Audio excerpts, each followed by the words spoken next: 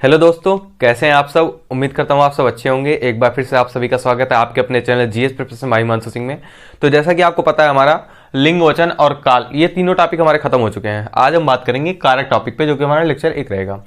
तो अगर आपने अभी तक वो तीनों वीडियो नहीं देखी तो आपको लिंक डिस्क्रिप्शन में मिल जाएगी, चाहे वीडियो के एंड में आपको लिंक मिल जाएगी, तो वहां से आप देख सकते हैं। तो चलिए शुरू करते हैं आज का हमारा टॉपिक, काल। कारक शब्द, हमारा जो कारक है।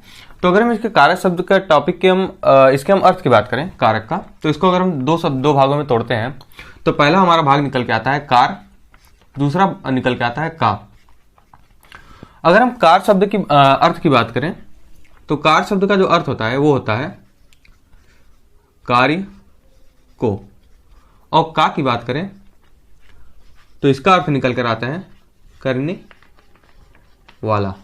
वहीं अगर हम कारक शब्द के शाब्दिक अर्थ की बात करें, तो यहां पे होता है कार्य को करने वाला, मतलब कार्य को करने वाले को हम कारक कहते हैं। तो इसको भी हम लिख लेते हैं कारक। कारक शब्द का शाब्दिक अर्थ, शाब्दिक अर्थ कार्य को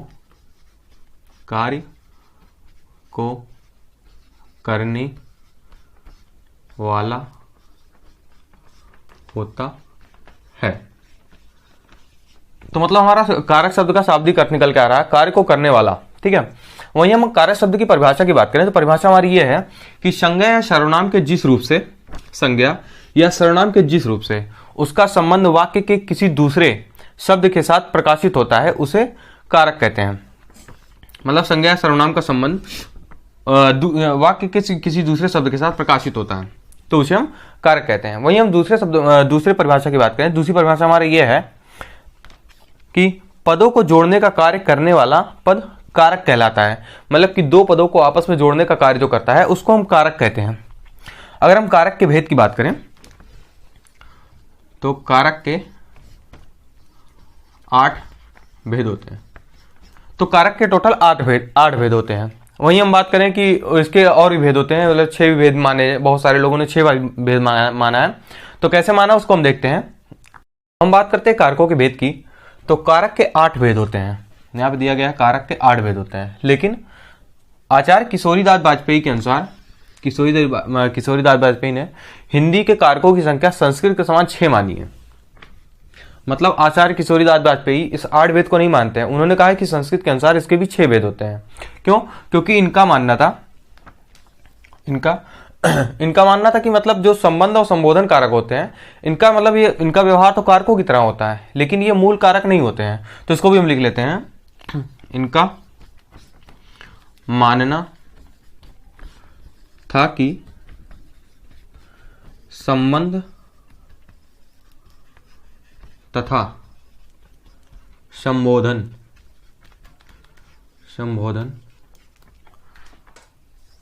का व्यवहार संबोधन कारक का व्यवहार कारक की तरह है, लेकिन ये मूल कारक नहीं है। मतलब जो किशोरीदास वाजपेयी थे, इन्होंने संबंध कारक और संबोधन, इन दोनों को कहा कि इनका व्यवहार तो कारक के समान है, लेकिन ये मूल कारक नहीं कहे जा सकते हैं। मतलब इन्होंने इनको कारक नहीं माना, किसको? संबोधन को और संबंध कारक को। इसका एक पॉइंट हमारा यह है कि जो कारकों की पहचान बताते हैं, कारकों की पहचान बताने वाले चिन्हों को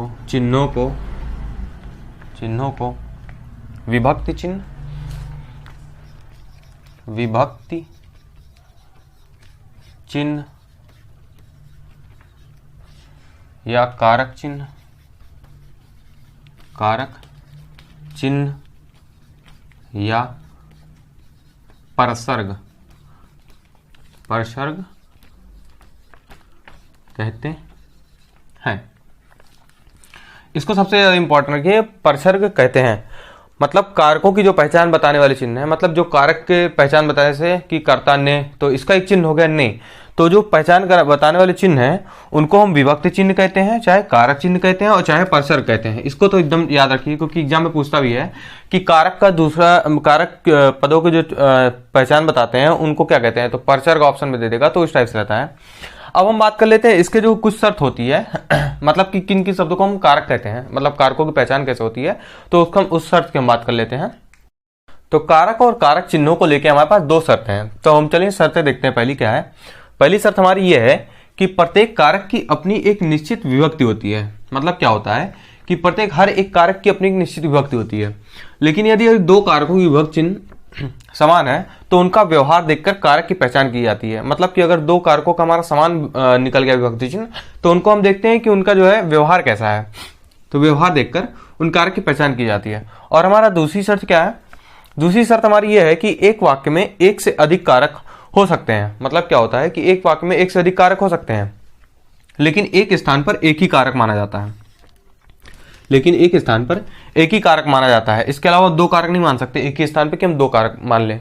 तो अब इसके बाद हम बात करेंगे कि हमारे जो 8 कारक होते हैं उन आठों कारक का देख लेते हैं और उनके विभक्ति चिन्हों की बात करते हैं कि उनका प्रयोग कैसे होता है, और 8 कारक की हम बात करते हैं। ठीक है, अब हम बात करेंगे कारक के भेद की। मतलब हमारे जो कारक के 8 भेद होते हैं टोटल, यहाँ पे लिख लेते हैं 8 भेद। तो कारक के टोटल 8 भेद होते हैं, इस पर हम बात करेंगे और इसमें क्या क्या होता है इसमें हम बात करेंगे। ठीक है, तो पहला हमारा जो भेद है वो है कर्ता। कर्ता, इसका चिन्ह जो होता है वो होता है ने, कर्ता ने। उसके बाद इसकी विभक्ति जो होती है, इसकी विभक्ति हमेशा प्रथमा होती है। और इसमें विशेष क्या होता है, जो क्रिया को करने वाला हो, मतलब जो भी क्रिया को करने वाला होता है उसे हम कर्ता कहते हैं। मतलब जो भी क्रिया करता है उसे हम कर्ता कहते हैं। दूसरा हमारे पास आता है कर्म। कर्म, इसका चिन्ह होता है को, इसकी विभक्ति जो होती है द्वितीया। और इसका विशेष जो होता है क्रिया से प्रभावित होने वाला। मतलब जब कर्ता क्रिया करेगा तो उससे जो भी प्रभावित होगा तो वो हमारा होगा कर्म। मतलब जो कर्म होगा वही प्रभावित होगा, इसको हम बोलते हैं द्वितीय विभक्ति में। तीसरा हमारा जो है वो है करण। करण, इसका जो चिन्ह होता है वो होता है से और के द्वारा। इसकी जो विभक्ति होती है वो होती है तीसरी। और क्रिया का साधन या माध्यम, मतलब जिसके द्वारा क्रिया कोई काम करती है, जैसे हम मान लीजिए पेन से लिख रहे हैं तो ये हमारा साधन हो गया या माध्यम हो गया, तो ये हो गया करण। क्रिया का साधन या माध्यम होता है जिसके द्वारा कर्ता जो है क्रिया करता है। ठीक है, अब इसके बाद हमारा आता है संप्रदान। इसका जो चिन्ह होता है वो होता है को के लिए। इसकी विभक्ति जो होती है वो होती है चतुर्थी विभक्ति। इसके पहले हम देखा प्रथमा, द्वितीय, तृतीय, और इसकी चतुर्थी विभक्ति होती है। इसका जो विशेष होता है, इसका होता है विशेष क्रिया का उद्देश्य। मतलब जो क्रिया का उद्देश्य होता है, मतलब जिस उद्देश्य के लिए क्रिया की जा रही है वही होता है, इसके होता है ये होता है हमारा संप्रदान कारक, क्रिया का उद्देश्य। जो हमारा 6वां होता है वो होता है अपादान कारक। मतलब इसका जो विभक्ति होती है वो होता है से। मतलब हमेशा इस, देखिए यहाँ पे भी एक बार से दिया गया और यहाँ पे भी एक बार से दिया गया है, तो इस से का अर्थ होता है मतलब साधन या माध्यम, लेकिन इस से का मतलब होता है अलगाव। जैसे वृक्ष से पत्ते गिरते हैं, पेड़ से पत्ते गिरते हैं, से मतलब अलगाव के लिए, यहाँ पे अलगाव हो रहा, से मतलब अलगाव के। यहाँ पे एक माध्यम होता है कि हाँ मैं पेन से लिखता हूँ, तो वहां पे हो गया माध्यम और यहाँ पे हो गया अलगाव के लिए। तो इसकी विभक्ति जो होती है वो होती है पंचमी। और इसका विशेष जो होता है ये हमेशा तुलना में प्रयोग किया जाता है, भय में प्रयोग किया जाता है, घृणा में, लज्जा में, अलगाव के बोध में इसका प्रयुक्त होता है। हमेशा जहां भी तुलना होगी वहां पे हमेशा अपादान ही कारक होगा। ये इंपॉर्टेंट टाइप का है, इसको याद कर लीजिएगा। तुलना, भय, घृणा और लज्जा, इस टाइप का हो गया हमारा 5वां। और 6वां हमारा जो है संबंध। संबंध मतलब का की के, इसकी विभक्ति होती है षष्ठी विभक्ति होती है। अब का की के मतलब राम का भाई श्याम है, इसका मतलब क्या होगा, दो पदों के बीच संबंध बता दिया गया। इसमें क्या हो गया, राम का भाई श्याम है, तो इसमें क्या हो गया, संबंध बताया गया, का चिन्ह लगाकर राम का भाई, तो दो पदों के बीच में संबंध बता दिया गया कि राम का भाई श्याम है, तो ये हमारा हो गया संबंध कारक। अब इसके बाद हमारा आता है 7वां जो होता है अधिकरण कारक। अधिकरण कारक में क्या होता है, इसका चिन्ह जो होता है में और पे, में और पर, मतलब कि में और पर, मतलब कि या फिर अंदर होगा या तो फिर किसी चीज के ऊपर होगा, ये हो गया अधिकरण कारक। इसकी विभक्ति जो होती है सप्तमी विभक्ति होती है। इसका जो विशेष होता है ये होता है स्थान, समय, अवसर का बोध। मतलब कोई स्थान है उस जगह का या समय का या अवसर का बोध कराता है, वहां पे हमारा होता है अधिकरण कारक। इसके हम एग्जाम्पल देखेंगे जब हम इसको पढ़ाएंगे, डीपली पढ़ाएंगे इसको अधिकरण को, तो हम बताएंगे इसमें एग्जाम्पल मतलब कैसे कैसे क्या होता है इसमें। इसका जो हमारा लास्ट है 8वां, ये है संबोधन। संबोधन, इसका जो चिन्ह होता है वो होता है हे अरे। हे, अरे, हुर्रा, मतलब जो खुशी का, मतलब जो भी अपने मनोभाव को प्रकट करते हैं वो हमेशा इसमें संबोधन में आता है। तो संबोधन में इसकी विभक्ति जो होती है प्रथमा, इसमें कोई अष्टमी विभक्ति नहीं होती कि हम अष्टमी विभक्ति कर दें, हमेशा प्रथमा होती है। प्रथमा, द्वितीय, तृतीय, चतुर्थी, पंचमी, षष्ठी और सप्तमी, उसके बाद होती है प्रथमा, फिर से वही प्रथमा आ जाती है। और इसका प्रयोग का, इसका विशेष क्या है? इसका विशेष होता है पुकारने में, कि जैसे हे, सुनते हो, हे, तो हमारा आ गया हे। प्रार्थना करने में, हे ईश्वर, उसकी मनोकामना पूरी हो जाए, इस टाइप से हो गया प्रार्थना करने में। आदि मनोभावों को प्रकट करने के लिए इसका प्रयोग किया जाता है। अब हम इसमें देखते हैं पॉइंट क्या है।